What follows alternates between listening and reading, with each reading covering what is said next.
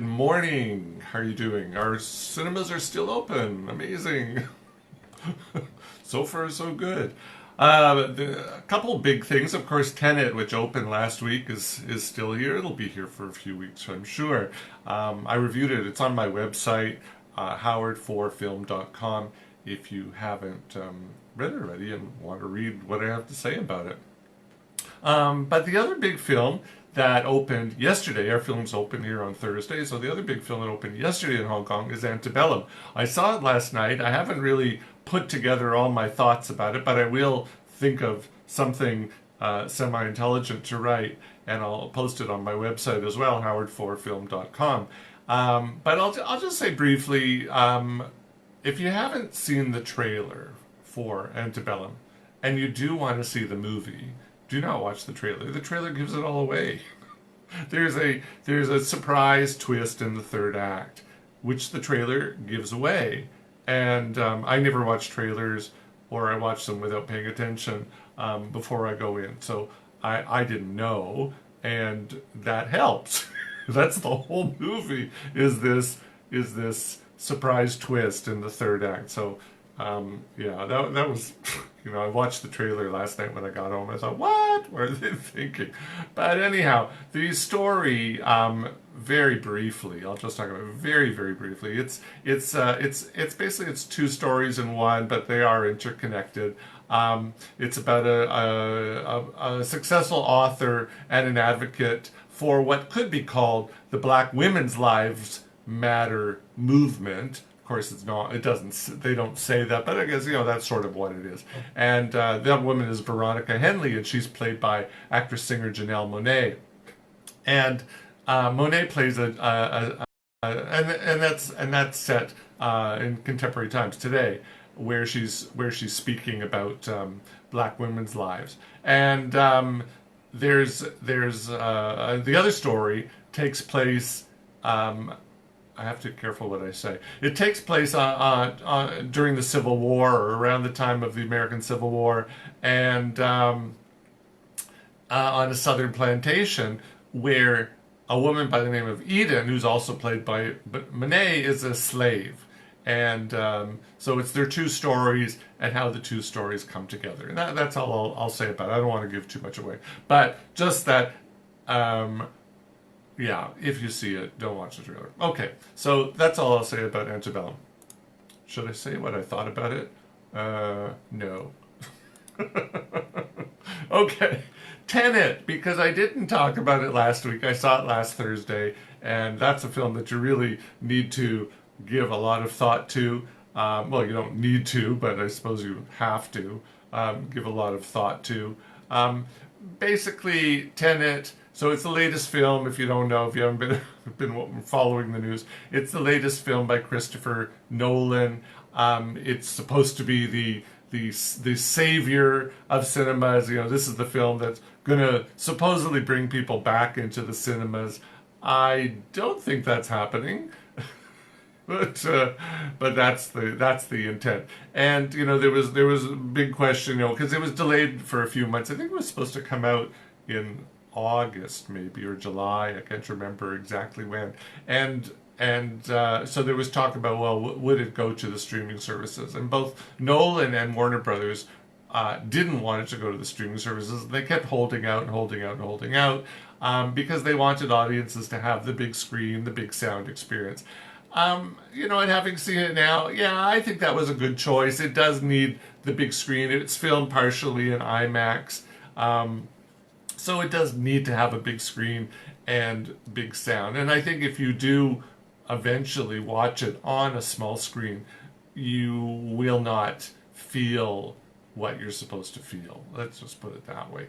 Now, like most of Nolan's films, most of them, Tenet it's a time-bending story, and it's not going to appeal to everyone's taste. Like even die-hard fans are going to walk out of Tenet scratching their heads wondering what they just saw.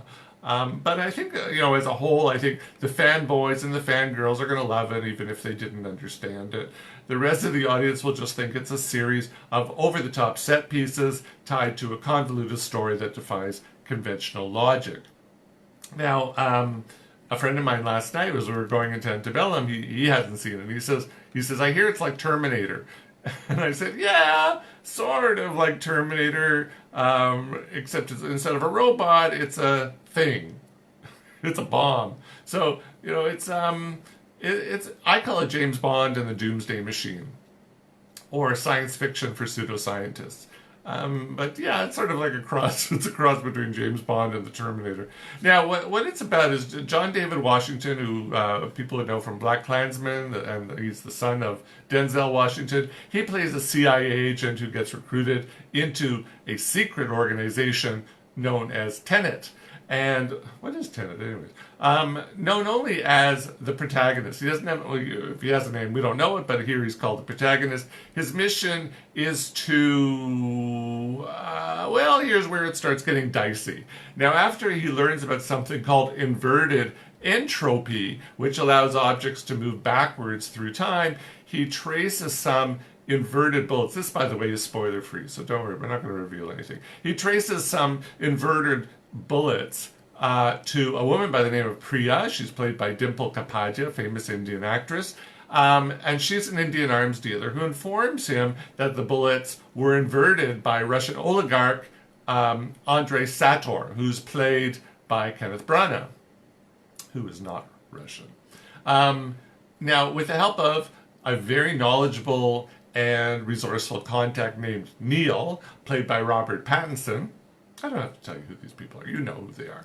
The protagonist stages a couple of really spectacular heists involving some plutonium and an artifact from the future, which is part of a device known as the algorithm. I thought an algorithm was computer logic, but here an algorithm is a thing, and that is a tangible object.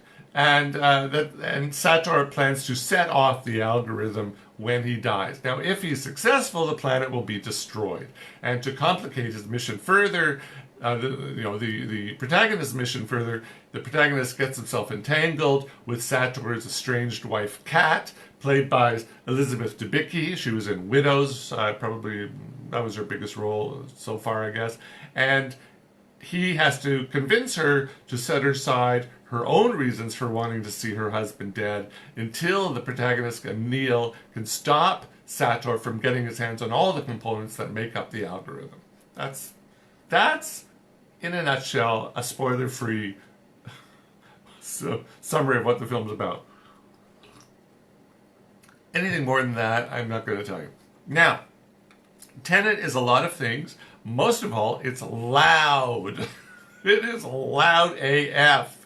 Now, because the story is so convoluted, there's a lot of explaining going on. The Tenet scientist who introduces the protagonist to inverted entropy, she's got a bit, she's explaining, Priya's explaining, Sator's explaining, Neil's explaining, everybody's explaining. But this isn't show and tell. This isn't somebody showing you what's going on, and then you say, oh, well, this is what happened, or tell and show, let's say. This is tell and, what did you just say? And show. There's so much telling, And the problem with it, aside from there's so much telling, the big problem is that you can't hear what people are saying. It's so loud. The score by Oscar-winning composer Ludwig Göransson, who won an Oscar for Black Panther, it's so overpowering. But it's not just his score. It's all this other shit that's going on. There's so much layering of sound. You can't hear what people are saying, especially Priya, with her thick Indian accent. And I'm sorry, but this is the truth. Now, I think, I was reading the Chinese subtitles just to make out what people were saying. If you don't have subtitles, you're screwed, So that was really, really bad. And look, and I'm not the only person to say this. Now, early on in the story, the protagonist is advised not to try to understand how inverted entropy works, and he just should accept that it does. And that's pretty sage advice for audiences too, as the story goes down this rabbit hole of circular logic, and if you spend time to try to understand it, you'll miss out on the spectacle that rivals anything we've seen in a James Bond film. The spectacle is good. But this circular logic and this blah, blah, blah, blah, blah that you can't hear, this is a big problem. Now, fortunately, Washington and Pattinson are up for the task, and they make the film interesting, even if the story is frustratingly overcomplicated. Now, Nolan regular Michael Caine makes a cameo appearance as a British intelligence officer whose only role seems to be to advise the protagonist to dress better. Honestly, I don't know why he was in the film. Now, Himesh Patel, who was the star of the film Yesterday, he also has a cameo as Neil's fixer Mahir. Does he have any lines? I think he's got maybe 2 lines. Now, yeah, I think. But you know what? If he had lines, you wouldn't be able to hear them. Now, Tenet is not horrible by any means, but it's certainly divisive. The couple who sat next to me, they walked out after about 90 minutes. The film's about, 2.5 hours long? I can't remember. But they walked out after 90 minutes. Many others at my screening were saying that they want to see the film again so they can better understand the story. You know what? My feeling is, and I was talking with my colleagues about this last night, we're all in agreement about this. If you have to see a film again to understand it, it's not a good film. You might want to see a film again to get little, Easter eggs, or, really to understand more or pick up things that you might have missed the first time. But this is a film you will not understand with one viewing. You might not understand after 5 viewings, but you definitely will not understand after one viewing. So if you can't understand after one viewing, it's not a good film. It's not a bad film because it's filmed beautifully, it's shot beautifully, acted well, but the story is just insane. So you know what, I would say it's not Nolan's best work, but you know what, if you're a fan, you're not going to be disappointed at all. I don't think he's going to win any new fans with this, but you know what, up to you. If you want to see it, up to you. But if you do see it, I strongly say choose a cinema that has a big screen and sit close to the back. Those are my recommendations for Tenet. I don't want to say unimpressed. I was less than impressed.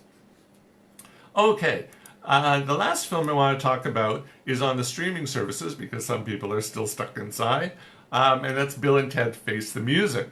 Another time bending film, but a completely different one.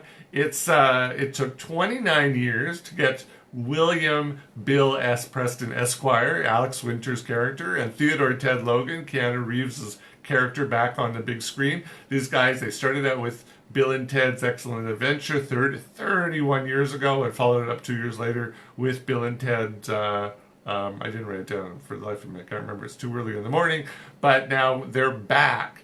And these lovable idiot slackers whose music created a utopian society in the future are now happily married, and they're middle-aged men who live next door to each other in, where else but San Dimas, California. Now, they're still performing together as Wild Stallion, but their gigs these days seem to only take place in dive bars and restaurants that are best bypassed. They're in towns that are best bypassed on the way to anywhere else. Now, sadly, they haven't written that one song that will unite the universe, and that hasn't been a problem until now. And that's what Bill and Ted Face the Music is about. Here, the boys slash men. Wow, I'm really dry this morning. Hold on. The boys slash men are paid a visit from Kelly, who is played by Kristen Schaal. She was in My Spy and she was the voice of Forky in Toy Story 4.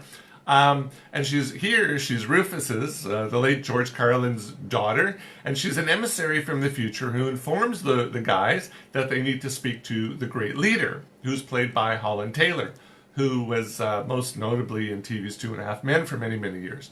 And she's stepping in for Clarence Clemens, the former sax player for the Bruce Springsteen E Street Band, who passed away back in 2011. Now, the great leader also happens to be Kelly's mother.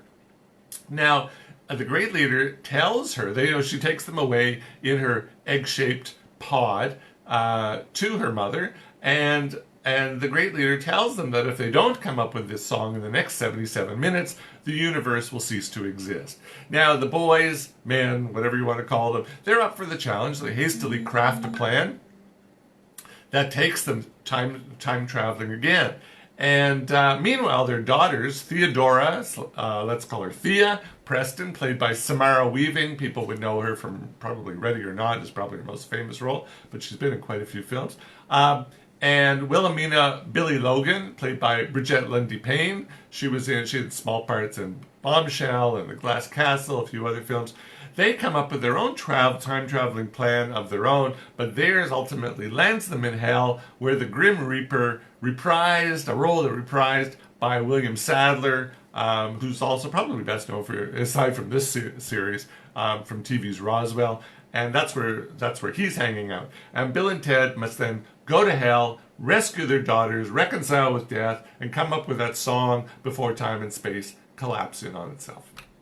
So that's a lot to do in 77 minutes. Now, I don't think anyone ever said that the Bill and Ted films were high art. They're dumb as whatever, but they're wacky fun. They're stoner films without the grass. Although I bet they're a lot funnier if you're to watch if you're stoned. Now, Bill and Ted Face the Music is exactly the same. It's a fan service sequel. It doesn't go anywhere where you don't expect it to go. The film was at least 10 years in the making, and it's written by the franchise creators Ed Solomon and Chris Matheson. Now, while the original film of the series, Bill and Ted's Excellent Adventure, was really rough around the edges, it often looked like many of the scenes were filmed in one take. At least, I'm getting so many texts this morning, at least Face the Music has a coherent storyline, and Oscar-winning director Dean Parisot, who did Galaxy Quest, he keeps it fairly well paced. I think he was a good choice for this because this is really, it's a similar type of film to Galaxy Quest. Now, I'd say it's really not up there with Wayne's World simply because Winter and Reeves don't have the comedic chops that Mike Myers and Dana Carvey do. But you'll find yourself chuckling a few times, nevertheless. So, and I think what I really appreciated about this is that those 77 minutes play out in near real time. I think it was about 78, 79 minutes. It was pretty close. So I thought that was a nice touch. Now, the production team was able to bring back some of the original cast members, including Amy Koch, who first played Bill's stepmother, then she played Ted's stepmother, Missy, so she's back. Hal Landon Jr., who plays Ted's father, he's back, and of course William Sadler's back as the personification of death. Now, wrinkles aside, Winter still looks and sounds like the old Bill. Reeves, however, seems to have lost his youthful valley boy looks and voice. Instead, here he looks and sounds like he could be John Wick's brother from the suburbs. I think he was channeling a bit too much John Wick there. Now, both Weaving and Lundy Payne, they make for amusing female slackers, but we've seen Weaving do far better work than this. She's a much more talented actress than what she's got to work with here. So, okay. Now, there have been hints that a fourth Bill and Ted film might be coming, but this time involving Thea and Billy. Look, I don't think either character is compelling enough to warrant a film. That being said, Toy Story 2 is being made, and I thought that was really a bad film. So the fact that Hollywood makes sequels out of bad films, it wouldn't surprise me if there'll be a fourth Bill and Ted film starring Thea and Billy.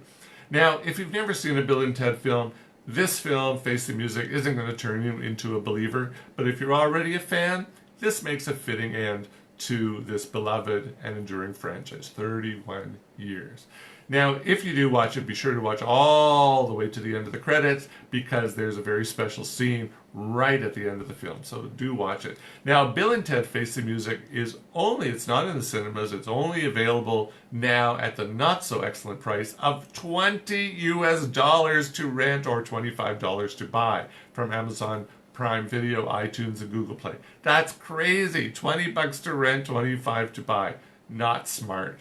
But if you're going to spend it, party on, dudes. So that's it. That's Bill and Ted's Bill and Ted Face the Music. I think this one's really only for fans to watch. Not horrible, but it's okay. It's dumb, but it's okay. That's it. That's all I'm going to talk about today. I honestly don't know what I'm going to review next week. I have nothing scheduled. But I'm sure over the next few days I'll get calls from or emails from the distributor saying, come see my movie. So have a good week, have a good weekend. Remember to do those things that you should be doing, like wearing your mask in public, washing your hands lots of times, and social distancing. See ya.